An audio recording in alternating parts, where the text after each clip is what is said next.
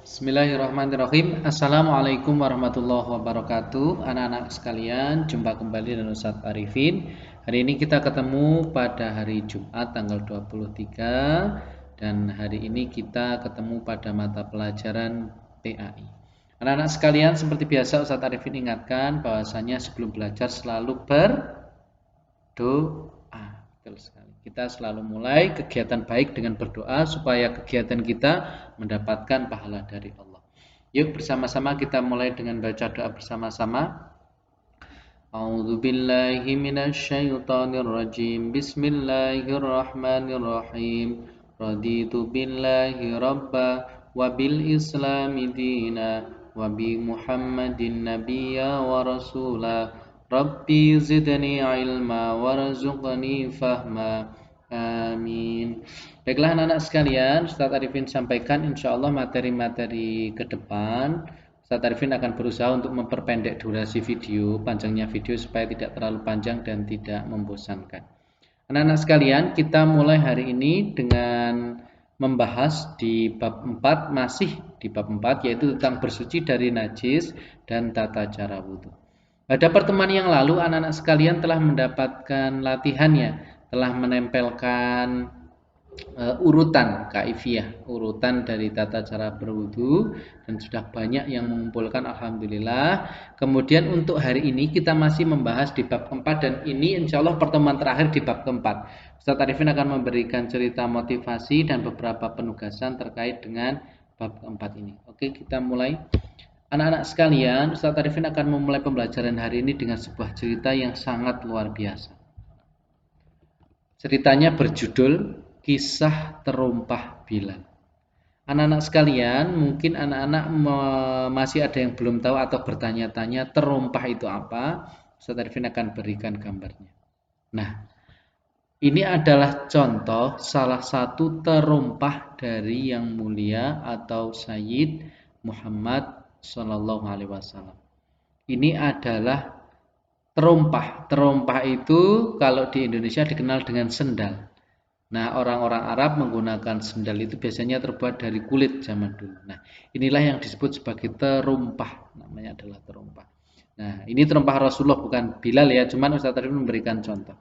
Anak-anak sekalian, Ustadz Arifin akan memberikan cerita yang berhubungan dengan wudhu, yaitu tentang kisah terumpah Bilal. Pada suatu hari, Bilal, seorang sahabat Rasulullah yang dulunya dia adalah budak, kemudian ditolong sama Rasulullah dan dia memeluk Islam. Kemudian Bilal ini ketika beraktivitas, kemudian sampailah dia pada kegiatan sholat fajar. Apa itu sholat fajar? Sholat fajar itu adalah sholat sunnah yang biasanya dikerjakan sebelum sholat subuh. Namanya sholat fajar. Kadang juga sholat subuh dikenal dengan sholat fajar. Ketika Bilal sedang melaksanakan sholat, kemudian setelah selesai sholat, Rasulullah Shallallahu Alaihi Wasallam bersabda, yang mana hadis ini diriwayatkan oleh Imam Bukhari dan ketika itu diceritakan oleh Abu Hurairah. Rasulullah bertanya kepada Bilal, dia bertanya, wahai Bilal, amalan apakah yang paling kamu cintai dalam Islam sehingga aku mendengar suara terumpahmu di dalam surga? Sekali lagi ya, Rasulullah bertanya kepada Bilal, dia bilang, wahai Bilal, amalan apa, ibadah apa yang kamu lakukan kok sampai kamu masih hidup di dunia ini tapi aku sudah mendengar suara sendalmu, suara terumpahmu di dalam surga. Bayangkan, Rasulullah mengatakan Bilal itu masih hidup di dunia, tapi dia katakan saya sudah mendengar suara terumpah atau suara sendalnya, ceplek-cepleknya si Bilal di dalam surga. Ini artinya apa? Ini artinya bahwa Rasulullah memberikan informasi bahwasanya Bilal ini termasuk hamba-hamba yang bertakwa, sehingga insya Allah akan dimasukkan ke dalam surga. Buktinya apa? Buktinya suara terumpahnya saja sudah terdengar oleh Rasulullah. Ternyata jawabnya si Bilal adalah dia mengatakan seperti ini. Sungguhnya setiap siang maupun malam aku selalu berwudu dan setelah selesai wudu aku selalu melaksanakan sholat sunnah. Nah, Anak-anak sekalian, poin penting yang ingin Ustadz Arifin sampaikan kepada anak-anak bahwasanya menjaga kesucian wudhu itu sangat penting. Bahkan hanya dengan wudhu, saya katakan hanya karena apa? Karena wudhu itu gratis. Beda dengan ibadah haji yang harus membayar berjuta-juta. Zakat, membangun masjid harus bermiliar-miliar misalnya. Tetapi ibadah wudhu adalah ibadah yang mudah.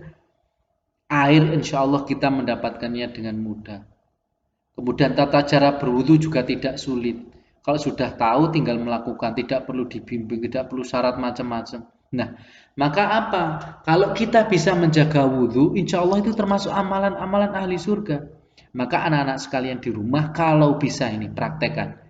Misalnya anak-anak pagi sholat subuh wudu, kemudian beraktivitas, kemudian misalnya kok jam 8 itu setelah belajar pengen pipis kan pipis ke kamar mandi, selesai pipis ketika itu wudhu juga, kemudian anak-anak suci lagi keadaannya suci, terus sampai duhur, misalnya duhur mau sholat kok masih punya wudhu belum kentut, langsung sholat gak apa-apa.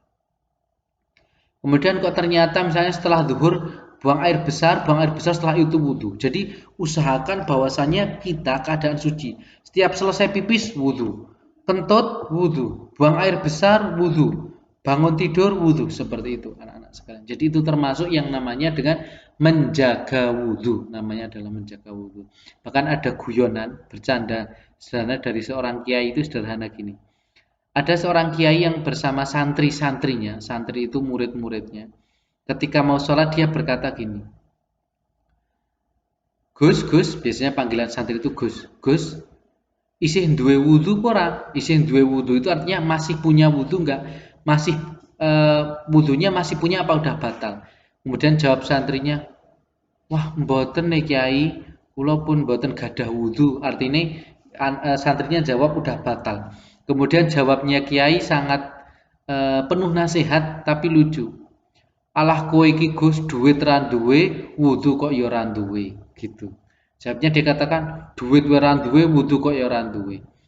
Kiai itu ingin mengatakan bahwasanya kalau uang itu memang sulit dicari karena harus bekerja. Tapi kalau wudhu yang mudah, mbok iya, mbok dijaga, mbok punya. Kalau uang tidak punya nggak apa-apa karena memang sulit. Tapi kalau wudhu sebagai seorang santri mesti bisa, air tersedia, waktu tersedia. Nah seperti itu adalah nasihat tentang wudhu. Anak-anak sekalian, pertemuan hari ini insya Allah penutup di bab keempat tentang wudhu adalah Ustadz Arifin mengajak kepada anak-anak sekalian untuk menjaga wudhu. Insya Allah dengan kita menjaga wudhu itu akan menjaga kesucian kita dan bersih. Bahkan banyak penelitian yang membuktikan bahwasanya wudhu itu menyehatkan.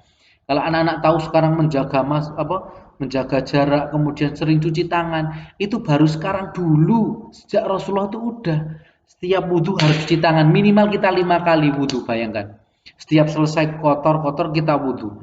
Maka orang-orang yang ke masjid itu nggak ada seharusnya orang-orang yang terkena corona. Karena apa? Karena dia selalu suci. Airnya selalu dihirup ke hidung, kumur-kumur, mukanya dibasuh, tangannya bersihkan, kakinya bersihkan. Maka selalu bersih. Maka wudhu ini sebagai syariat juga punya manfaat terhadap medis. Anak-anak sekalian, itu adalah poin penting tentang wudhu. Tolong jaga wudhu, dan anak-anak sekalian, insya Allah semoga kita termasuk ke dalam ahli surga. Allahumma amin. Anak-anak sekalian, sebagai penutup kegiatan pelajaran hari ini adalah di bab terakhir di pelajaran keempat, yaitu tentang wudhu. Anak-anak sekalian ada tugas uji kompetensi sebagai latihan. Nah, pada halaman 58 sampai dengan halaman 60 silahkan anak-anak kerjakan ya. Ada soal latihan, silahkan anak-anak kerjakan. Ada yang terdiri dari nomor 1 sampai dengan nomor 25 yang dikerjakan. Agak banyak. ABC-nya ada banyak, ada isian singkat dan ada esai juga. Nah, hanya anak-anak tolong perhatikan ketika mengerjakan ini, boleh anak-anak mengerjakannya di buku paket, tapi nanti yang dikumpulkan ke Ustadz Arifin, yang di WA ke Ustadz Arifin adalah jawabannya yang sudah ditulis ke dalam buku satu lembar, dalam lembaran buku tulis. Jadi anak-anak sekalian tidak perlu ditulis soalnya, langsung jawabannya saja. Misalnya nomor 1 jawabannya A, tulis saja A. Nomor 2 jawabannya C, tulis C. Nggak usah sama tulisannya, nggak apa-apa. Yang penting ditulis nomor 1 jawabannya apa, nomor 2 apa, nomor 3 apa, sampai dengan isian langsung ditulis jawabannya tanpa perlu soalnya. Supaya apa? Supaya nanti ketika difoto mudah.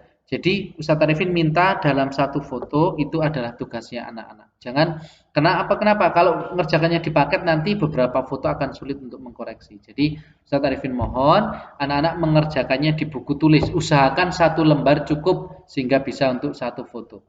Oke anak-anak sekalian, pertemuan kita hari ini cukup sekian. Mohon maaf jika terlalu panjang. Pesannya Ustaz Arifin, tolong jaga wudhu dan kita akhiri bersama dengan baca doa setelah belajar. Bismillahirrahmanirrahim. Allahumma arinal haqqa haqqa warzuqna tiba'a wa arinal batila batila warzuqna jutinaba. Amin. Assalamualaikum warahmatullahi wabarakatuh.